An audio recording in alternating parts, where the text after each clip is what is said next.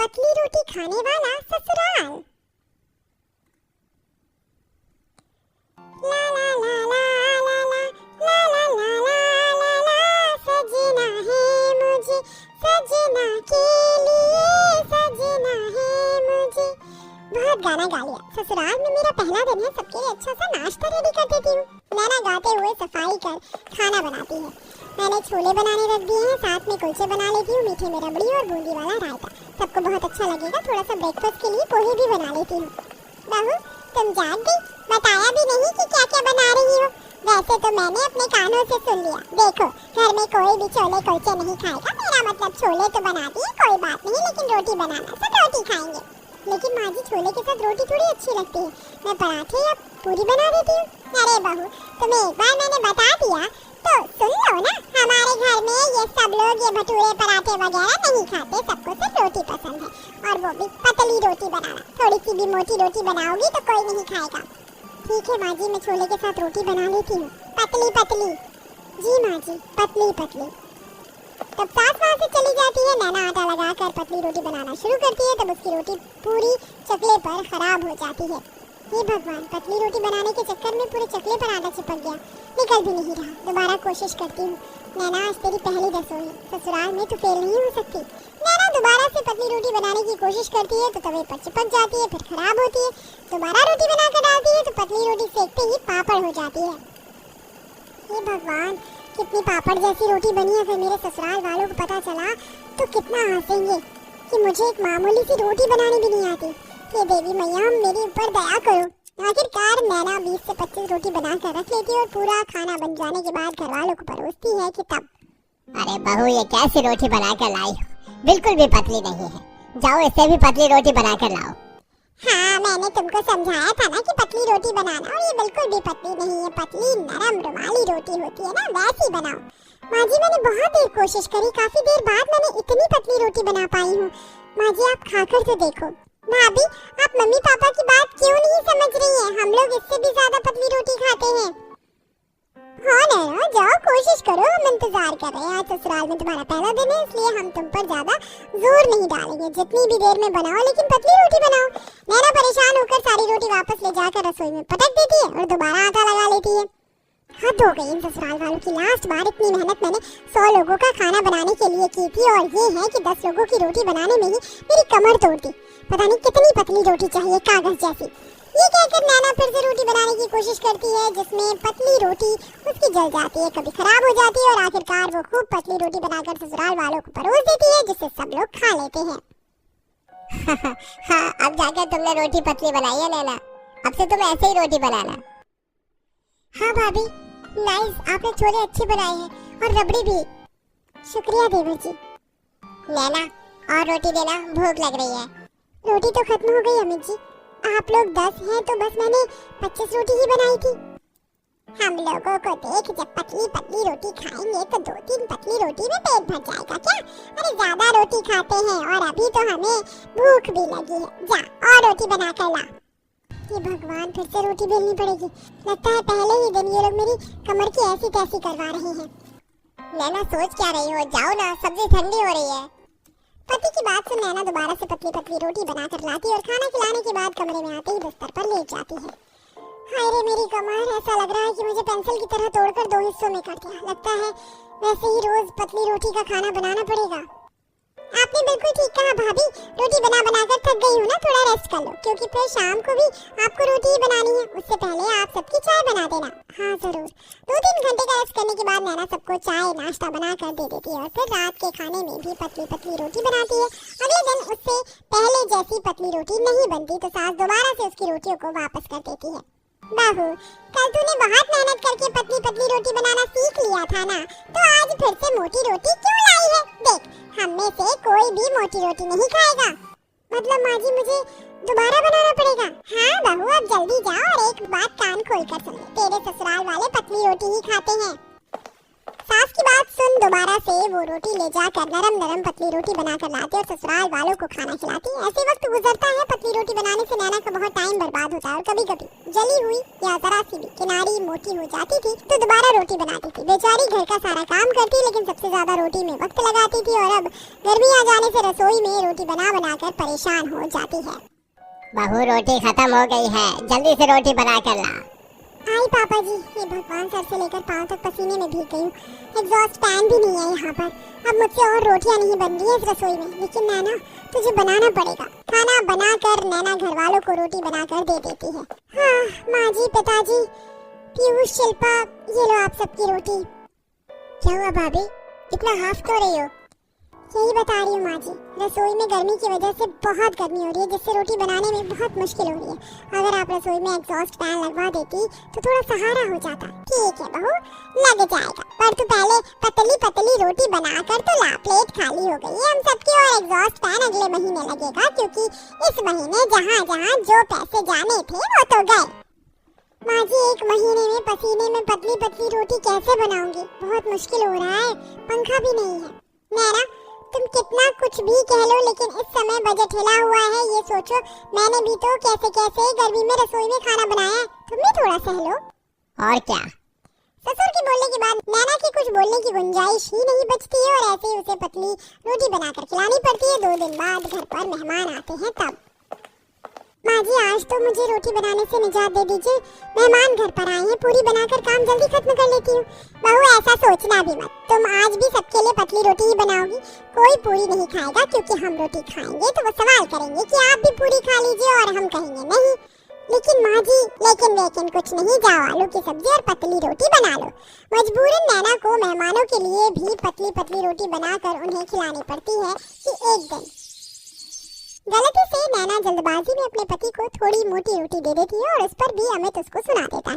इन सब से परेशान होकर नैना सही रोटी नहीं बना पा रही थी और जब घर वाले उसे कहते हैं, नैना तुम्हें बीच बीच में क्या हो जाता है? अच्छी भली रोटी बनाती हो कि फिर मोटी रोटी करने लगती हो? वही तो बहू रानी, इतनी सी बात तुझे समझ नहीं आ रही? महीना भर होने को आया है। मुझे तो लगता है माँ, ये कभी हमें चैन से 2 पल की पतली रोटी खिला ही नहीं सकती। बस कीजिए, बहुत हो गया। जब से आई हूँ महीने भर से पतली रोटी पतली रोटी पतली रोटी ही सुन रही हूँ। इतनी डांट मैंने तीसरी क्लास में सुनी होगी और इतना खाना बनाने में मेहनत मैंने सिर्फ 100 लोगों को खाना खिलाने में की थी, लेकिन आप लोगों ने तो दिमाग खराब कर दिया। ऐसा भी क्या है जो पतली रोटी ही खानी? थोड़ी सी भी मोटी रोटी नहीं निगली जाती। हाथ जल गया, मेरा तवा जल गया, रोटी पापड़ जैसी बनने लगी, हाथ थक गए, लेकिन आप लोगों की जुबान नहीं थकी। बस करो नैना, बहुत हुआ। तुम्हें कुछ पता नहीं है इसलिए कुछ भी कह रही हो। नहीं करिश्मा बहू, रहने दे इसे, कुछ भी मत बोल। ऐसी क्या बात है जो मुझे नहीं पता? नहीं माँ जी, आज से सब कुछ जानने की बहुत जरूरत है। आप सब दिखा दीजिए, तभी घर के सारे लोग अपने नकली दांत निकाल कर रख देते हैं। ये देख नैना भौचक्की रह जाती है। ये क्या है? यही वजह है जिस वजह से सब लोग तुमसे पतली रोटी खाने की जिद करते हैं, क्योंकि इन लोगों को जेनेटिक प्रॉब्लम है। सबके सिर्फ आगे के 4 असली दांत हैं, बाकी नकली दाढ़ लगाकर खाना खा पाते हैं। ये दिक्कत मुझे नहीं है, सिर्फ इनको है। अब अपने परिवार के लिए मैं अकेले तो अलग से रोटी नहीं बनाऊंगी, तो जैसी ये खाते हैं मैं भी वैसी ही खाती हूँ। माँ जी, पापा जी, मुझे माफ कर दीजिए। मुझे नहीं पता था कि इस वजह से आप सब लोग मुझे पतली रोटी मांग रहे हैं। मुझे लगा बस जानबूझकर पतली रोटी बनवाते हैं तंग करने के लिए। आज के बाद मैं खुशी खुशी और दिल से आप सबके लिए पतली रोटी बनाऊंगी, ताकि आपको खाने में बिल्कुल कठिनाई ना हो। हमें भी माफ करना बहू, हमारी वजह से जो तुम्हें परेशानी हुई है। कोई बात नहीं माँ जी। इस तरह नैना अपने ससुराल वालों की तकलीफ को समझती है और अब खुशी खुशी उन्हें अपने हाथ की पतली रोटी खिलाकर उन सबका ख्याल रखती है। सुबह के 8 बज चुके थे। पूरा परिवार टेबल पर नाश्ते का इंतजार करते हुए रसोई की तरफ देख रहा था, लेकिन काफी देर होने के बाद भी जब वहाँ से कोई नहीं आता तो कलावती जोर से कहती है, बहू, अरे आज खाना मिल जाएगा या अगले जन्म तक इंतजार करना पड़ेगा? ये लीजिए खाना। इतनी भी क्या भूख लगी है आप लोगों को? अभी कुछ देर पहले ही तो चाय पी है सबने। बहू, कुछ देर को बहुत देर बीत चुकी है। ये क्या भाभी, इतनी देर लगा कर भी आपने बस सब्जी रोटी बनाई है? हाँ तो क्या सुबह सुबह 56 भोग परोस कर दूं? अरे खाना बनाना कोई बच्चों का खेल नहीं है। मेहनत और समय लगता है, ऊपर से मैं अकेली सारा काम करने वाली। खाना जल्दी चाहिए तो अपनी दूसरी भाभी ले आओ। अरे भाभी, अब खाने के चक्कर में आप मुझे घोड़ी चढ़वाने पर क्यों तुली हो? और नहीं तो क्या बहू, वैसे भी अब अच्छी लड़कियां रही कहाँ गई हैं दुनिया में। माँ, आप ढूंढना तो शुरू करो। वैसे भी ये नालायक अब शादी नहीं करेगा तो कब करेगा? अब तुम लोग खाने पर ध्यान दो, वैसे ही इतनी देर बाद खाना बनकर आया है। सभी मिलकर खाना खाते हैं। बीतते समय के साथ कलावती अपने छोटे बेटे सुमित के लिए रूबी नाम की लड़की को चुनकर धूमधाम से शादी करवाती है। शादी के अगले दिन ही जहां रूबी अपनी पहली रसोई की रस्म के लिए तैयार होकर बाहर आती है तो देखती है कि पूरा परिवार हॉल में इकट्ठा होता है। क्या बात है, आज तो आप सभी लोग बड़ी जल्दी उठ गए। हाँ भाभी, वो आज छोटी भाभी की पहली रसोई की रस्म है ना, इसलिए मैं आप लोगों के लिए भी चाय बनाकर लाती हूँ। अरे नहीं नहीं बहू, चाय तो सुमन बहू भी बना देगी, तुम तो बस खाना बनाने पर ध्यान दो। हाँ, खाना ना स्वादिष्ट और जल्दी बनाना। वो क्या है ना, तुम्हारी जेठानी खाना बनाने में बहुत समय लेती है। हाँ, और फिर जब खाना बनकर आता है तो हमारी भूख मर जाती है। बस बस, मेरी बुराई हो गई हो तो उसे रसोई में जाने भी दो। आप लोग चिंता मत कीजिए, मैं खाना बनाने में बिल्कुल भी समय नहीं लगाऊंगी। मैं बस यूं गई हूँ यूं आई। रूबी रसोई में जाती है और यहाँ सभी को टेबल पर बैठे 2 मिनट ही हुए होते कि तभी रूबी सभी के लिए नाश्ता लेकर बाहर आती है। नाश्ते में सिर्फ सैंडविच, पोहा और जूस देखकर सुमन जोर से हंसते हुए कहती है अरे तुम्हें खाना बनाने के लिए कहा था, सैंडविच पोहा नहीं। जेठानी जी, सुबह के नाश्ते के लिए भला सैंडविच पोहा और जूस से बेहतर क्या होगा? और तो और ये 2 मिनट में बन भी गया तो समय की बचत भी हुई। वाह रूबी, तुम तो बहुत समझदार हो। और वैसे भी सुबह के समय तो हल्का नाश्ता ही करना चाहिए। पर देवर जी, ये नाश्ता स्वादिष्ट भी तो होना चाहिए। अब इस सैंडविच में ब्रेड और सब्जियों के अलावा क्या स्वाद आएगा, वो तो खाने के बाद ही पता चलेगा ना जेठानी जी। और स्वाद ना आया तो क्या ना। सभी घर वाले रूबी का बनाया नाश्ता खाते हैं और सैंडविच की बहुत तारीफ करते हैं। देखकर सुमन मन ही मन कहती है इसके 2 मिनट में बनाए खाने पर तो पूरा परिवार ऐसे दीवाना हो रहा है जैसे कभी जिंदगी में सैंडविच खाया ही ना हो। सुमन वहाँ से मुंह बनाकर चली जाती है। अब कुछ दिनों बाद सभी के थके हारे रात में खाने के लिए बैठते हैं। तभी रूबी सभी के लिए 2 मिनट में बढ़िया मैगी बनाकर ले आती है। बहू, हम सभी को बहुत भूख लगी है और तुम ये मैगी बनाकर ले आई, इससे भूख कैसे मिटेगी? पापा जी, आप मैगी खाते नहीं है ना, इसलिए आपको ऐसा लग रहा है। एक बार खाकर देखिए, आपका पेट ना भरे तो क्या ना। लेकिन भाभी, आप दाल चावल ही बना लेती। आप लोगों को इतनी भूख लगी थी इसलिए मैंने फटाफट ये मैगी बनाई ताकि आप लोगों को समय पर खाना मिले। वरना तो जेठानी जी खाना बनाने जा रही थी जो भूख मरने के बाद ही तैयार होता। तुम्हें नहीं लगता कि तुम कुछ ज्यादा बोल रही? अरे समय लगाकर बनाती लेकिन खाने लायक खाना तो मिलता ना घर वालों को। अब तुम लोग लड़कर कलेश मत करो, वैसे ही भूख के मारे मूड खराब है, जो है खा लेते हैं। सभी लोग मैगी ही खाकर अपना पेट भरते हैं। बीतते समय के साथ रूबी जब भी खाना बनाती तो 2 मिनट में ही कुछ बनाकर परोस देती, भले ही सामने वाले का पेट भरे या ना भरे। लगातार उसकी हरकत देखकर एक दिन कलावती उसे टोकते हुए कहती है बहू, एक बात बता, तेरे पैर रसोई में ज्यादा देर टिक नहीं पाते हैं क्या, जो 2 मिनट में कुछ भी बनाकर परोस देती है? माँ जी, जब 2 मिनट में खाना बन रहा है तो उस काम में 1-2 घंटे क्यों लगाने? लेकिन बहू, अच्छा और स्वादिष्ट खाना 2 मिनट में नहीं बनता ना। और भला समय बचाकर तो क्या ही उखाड़ लेगी? माँ जी, खाना तो खाना ही है, 2 मिनट में बनाओ या 2 घंटे में। और वैसे भी आपको तो खुश होना चाहिए कि आपको जल्दी खाना बनाने वाली बहू मिली है। इतना कहकर रूबी अपने कमरे में चली जाती है तो वहीं कलावती अपना सिर पकड़ लेती है। एक रोज श्रुति रूबी से बहुत जिद करते हुए कहती है भाभी, आपके हाथ का 2 मिनट वाला खाना तो बहुत खा लिया, अब आप मुझे मेरी पसंद का डोसा खिला दो। डोसा? हाँ, मेरा बहुत मन है और मुझे आपके हाथों से बना डोसा ही खाना है। रूबी किसी न किसी बहाने से श्रुति को मना करने के चक्कर में रहती है, लेकिन श्रुति के बहुत जिद करने पर उसे हाँ करना ही पड़ता। उनकी बातें सुन रही सुमन मन ही मन कहती है अब देखती हूँ कि ये डोसा बनाने में इसे कैसे देर नहीं लगती। बड़ी आई 2 मिनट में खाना बनाने वाली। रूबी रसोई में जाती है तो पीछे पीछे सुमन भी जाकर दरवाजे पर खड़ी हो जाती है। रूबी परेशान होकर कहती है हे भगवान, अब ये डोसा कैसे बनता है? अब मैं इन घर वालों को क्या बताऊं कि मुझे खाना बनाना नहीं आता, इसलिए 2 मिनट में जो बनता वो परोस देती थी। लेकिन आज इस डोसे का क्या करूं? ये तो 2 मिनट में बनता भी नहीं और मुझे बनाना आता भी नहीं। दरवाजे पर खड़ी सुमन उसकी सारी बातें सुन लेती है और अचानक ही अंदर आकर हंसने लगती है। अच्छा, तो मतलब तुम्हें खाना ही बनाना नहीं आता? वाह जेठानी जी, आप यहाँ देखिए, घर वालों को कुछ मत बताइएगा वरना वो लोग मेरे बारे में क्या सोचेंगे। यही सोचेंगे कि घर की छोटी बहू कितनी नालायक है, खाना बनाना भी नहीं जानती। नहीं नहीं जेठानी जी, देखिए अब आप सब कुछ जान ही गई है तो मुझे खाना बनाना सिखा दीजिए, बदले में आप जो कहेंगी मैं करूंगी। ठीक है, लेकिन अपनी बात से मुकरना मत। अब सुमन सुमन रूबी की खाना ना बनना जानने की कमजोरी का फायदा उठाकर उससे खाना बनाना सिखाने के बदले में घर का सारा काम उसी से करवाया करती है और उसे आराम करने का बिल्कुल भी समय नहीं देती।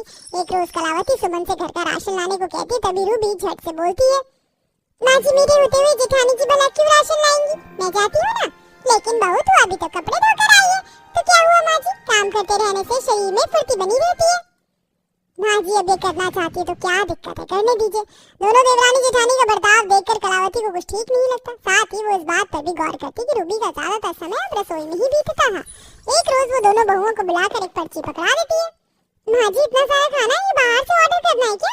बिल्कुल नहीं, ये सारा खाना तुम दोनों को बनाना है। मेरी कुछ सहेलियां रात के खाने पर घर आ रही है, इसीलिए अभी से दोनों रसोई में जाकर ये सारा खाना तैयार कर लो। दोनों बिना कुछ कहे रसोई में चली जाती। तभी सुमन रूबी को पर्ची पकड़ाकर एक कोने में बैठ जाती है। जेठानी जी आप बैठ क्यों गई, हमें बहुत काम करना है। हमें नहीं रूबी, तुम्हें, वो भी अकेले, क्योंकि मुझसे ये सब नहीं होगा। लेकिन मैं इतना सब अकेले कैसे बनाऊंगी, बनाना पड़ेगा, मैंने तुम्हें सिखाया तो है। और वैसे भी नहीं बनाओगी तो तुम जानती हो मैं माँ जी को सब सच बता दूंगी। अब रूबी मजबूरी के चलते चलते अकेले ही खाने की तैयारी में लग जाती है। 2 घंटे बीत जाने के बाद भी जब दोनों बहुएं रसोई से बाहर नहीं आती तो कलावती रसोई में जाती है, जहाँ वो दोनों की बातें सुन लेती है। जल्दी हाथ चलाओ, अभी तो 4 ही चीजें बनाई है तुमने, अब तो तुम खाना बनाना सीख गई हो, फिर भी धीरे धीरे हाथ चला रही हो। ये क्या हो रहा है? और छोटी बहू तो अकेले काम क्यों कर रही है? आखिर ये सब चल क्या रहा है? कलावती का चिल्लाना सुनकर रूबी उसे सब सच बता देती है। तभी कलावती सुमन को घूरते हुए कहती है, अच्छा तो तू अपनी देवरानी की कमजोरी का फायदा उठाकर उससे सारे काम करवा रही है। बहू तो इतनी स्वार्थी कैसे हो सकती है? माँ जी माँ जी मुझे माफ कर दीजिए, मैंने आपसे ये बात छिपाई कि मुझे खाना बनाने नहीं आता। तूने डर से बात छिपाई, लेकिन सुमन बहू जब तुझे ये बात पता चली तो तुझे मुझे बताना चाहिए था, लेकिन तू तो इससे नौकरानी की तरह काम लेने लगी। माँ जी मुझे माफ कर दीजिए, इसके 2 मिनट के खाने के चलते सभी घर में इसके गुण गा रहे थे, इसीलिए तूने इससे ऐसे बदला लिया। अरे माफी मांगनी है तो इससे मांग। रूबी मुझे माफ कर दो, मैंने तुम्हारे साथ बहुत गलत बर्ताव किया, लेकिन मैं अब वादा करती हूँ कि आगे से ऐसा कभी नहीं होगा। रूबी अपनी जेठानी को माफ कर देती है, जिसके बाद दोनों मिलकर बढ़िया और स्वादिष्ट पकवान बनाती है। और उस दिन के बाद से दोनों देवरानी जेठानी मिलकर रहा करती हैं और बिल्कुल भी झगड़ा नहीं करती।